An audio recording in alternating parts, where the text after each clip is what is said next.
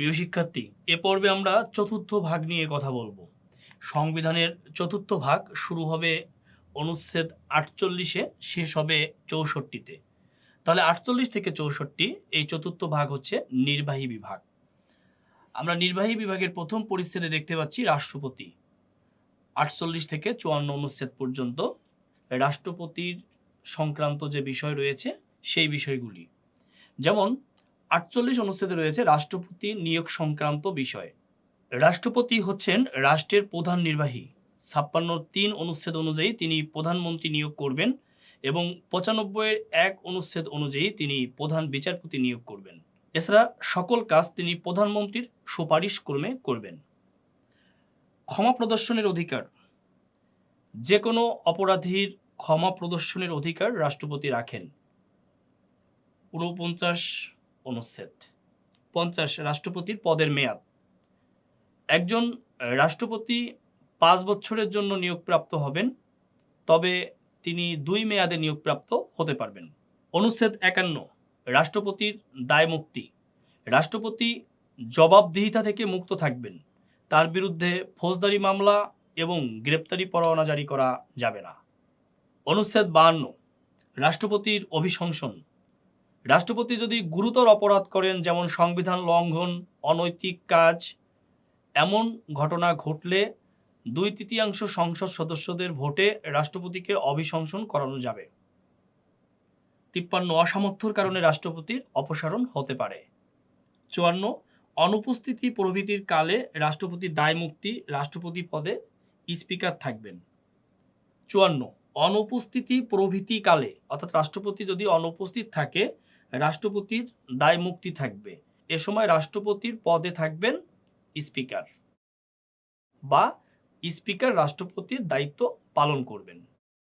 দ্বিতীয় পরিচ্ছেদ প্রধানমন্ত্রী ও মন্ত্রিসভা। অনুচ্ছেদ ৫৫ থেকে ৫৮। ৫৫ মন্ত্রিসভা। প্রধানমন্ত্রীর নেতৃত্বে প্রতিমন্ত্রী বা অন্যান্য মন্ত্রীদেরকে নিয়ে একটি মন্ত্রিসভা গঠিত হবে। ৫৬ মন্ত্রীগণ। একজন প্রধানমন্ত্রী থাকবেন। ৯ সংসদ সদস্যদের মধ্য থেকে ১ টেকনোক্র্যাট মন্ত্রী নিয়ে মন্ত্রিসভা গঠিত হবে। প্রধানমন্ত্রীর পদের মেয়াদ। অনুচ্ছেদ ৫৭ মনে রাখবেন।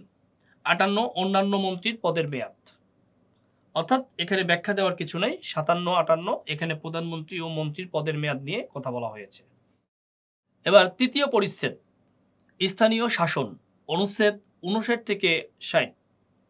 ৫৯ আমাদের যে স্থানীয় শাসন ব্যবস্থা, এই সম্পর্কে বলা হয়েছে ৫৯তম অনুচ্ছেদে। ৬০ স্থানীয় শাসন সংক্রান্ত প্রতিষ্ঠানের ক্ষমতা, অর্থাৎ স্থানীয় শাসন সংক্রান্ত বিষয়ে প্রতিষ্ঠানের যে ক্ষমতা, এই ক্ষমতা সংক্রান্ত বিষয় উল্লেখ করা হয়েছে অনুচ্ছেদ ৬০-এ। ৬১ সর্বাধিনায়কতা। রাষ্ট্রপতি প্রতিরক্ষা কর্মবিভাগের সর্বাধিনায়ক হিসেবে দায়িত্ব পালন করবেন। ৬২ প্রতিরক্ষা কর্মবিভাগে ভর্তি প্রভৃতি। এখানে প্রতিরক্ষা কর্মবিভাগের কথা বলা হয়েছে ৬২ নং অনুচ্ছেদে। আর ৬৩ নং অনুচ্ছেদে বলা হয়েছে যুদ্ধের কথা, অর্থাৎ কোনো দেশের সাথে যদি যুদ্ধ ঘোষণা করতে হয়, এই যুদ্ধ ঘোষণা করবে জাতীয় সংসদ। এটি রয়েছে ৬৩ অনুচ্ছেদে। ৬৪ অ্যাটর্নি জেনারেল। একজন অ্যাটর্নি জেনারেল হচ্ছে রাষ্ট্রের সর্বোচ্চ আইন কর্মকর্তা। তাকে নিয়োগ করবেন রাষ্ট্রপতি।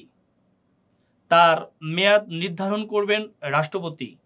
তার সম্মানী নির্ধারণ করবেন রাষ্ট্রপতি। একজন অ্যাটর্নি জেনারেল তিনি দেশের যে কোনো কোর্টে তার বক্তব্য পেশ করতে পারবেন। বাংলাদেশের প্রথম অ্যাটর্নি জেনারেল এম.এইচ খন্দকার, এটি মনে রাখতে হবে।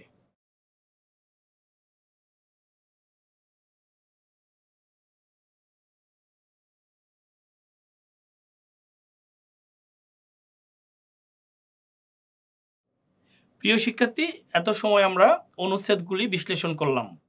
এখন আমরা পূর্বের ন্যায় ছন্দ বা টেকনিকের মাধ্যমে এই অনুচ্ছেদগুলি মনে রাখতে পারি।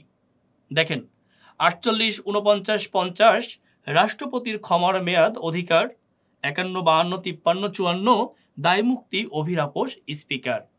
৫৫, ৫৬, ৫৭, ৫৮ মন্ত্রিসভার মন্ত্রীগণ প্রধানমন্ত্রী অন্য মন্ত্রীর মেয়াদে। ৫৯, ৬০ স্থানীয় শাসনে প্রতিষ্ঠানের ক্ষমতাতে। 61, 62, 63, 64 সর্বপ্রতি যুদ্ধে যাবে জেনারেলে। দেখেন, রাষ্ট্রপতি নিয়োগ 48, তার ক্ষমা করার অধিকার 49, তার মেয়াদ সংক্রান্ত বিষয় 50, তার দায় মুক্তির কথা 51, তার অভিশংসনের কথা 52, তার আপোষ অর্থাৎ তার অসামর্থ্যের কারণে যে অপসারণ এই বিষয়ে রয়েছে 53।